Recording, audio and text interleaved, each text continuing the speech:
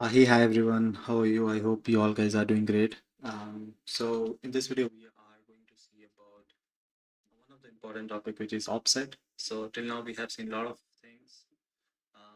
All are covered in green boxes. So if you haven't been following the Kafka series, you can. And if you are coming just for specifically for offset, definitely you are welcomed. So in previous video I made a mistake. So the diagram was misleading because if we have just one partition, I created two different consumer, which was payment service one and payment service two, which is wrong. So I have corrected that in this video.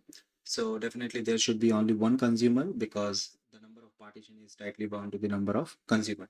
So the problem which we saw previously was, let's suppose we have one partition and we have one payment service. Then let's suppose it read first event and suddenly it crashes.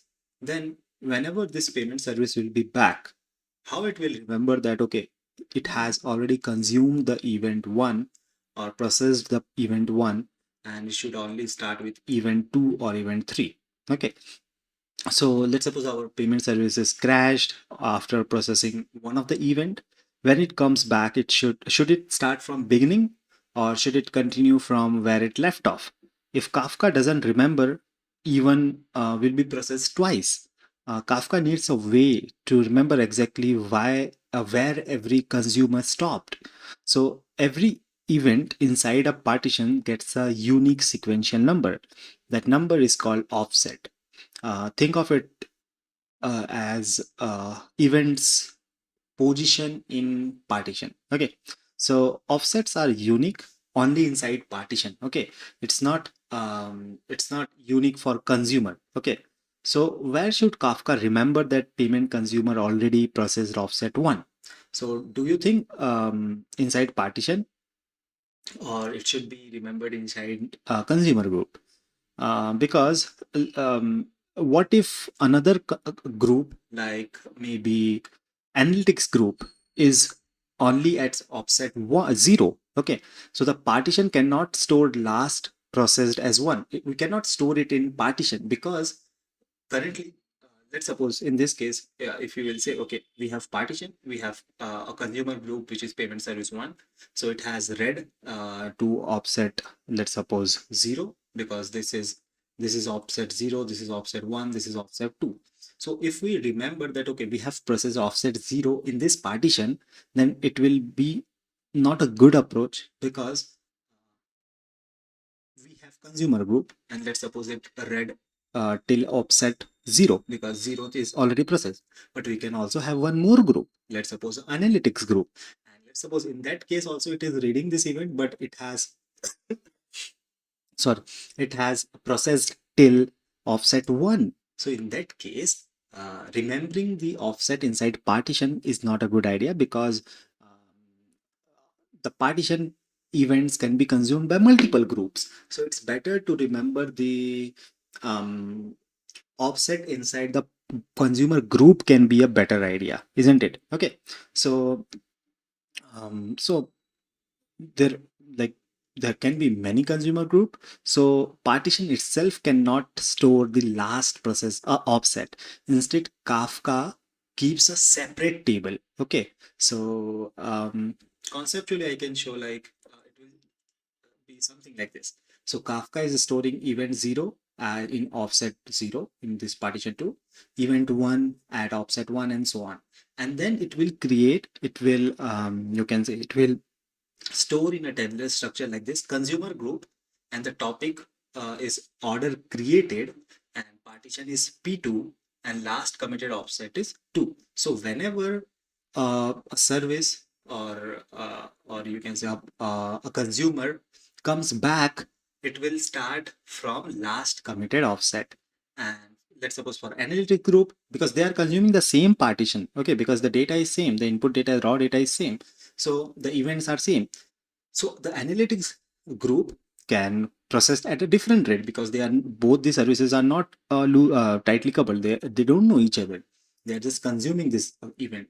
Now, in the analytics group, the same topic, order created. Let's suppose these all are on order created, maybe. Okay. So partition is P2, and last committed offset will be 0. So in this way, maybe for analytics group, it has processed, even it has just processed the first one and it went off, okay, due to some, it got down due to some issues, or I don't know, like there can be multiple reasons why the service can go down. So in this way, it can start again from last committed offset. So this information is stored inside by Kafka in a special internal topic called consumer offset. Okay, it's like underscore underscore consumer underscore offset. Okay, we can look deep into it if you want how actually it is stored, but I am just giving you a conceptual diagram.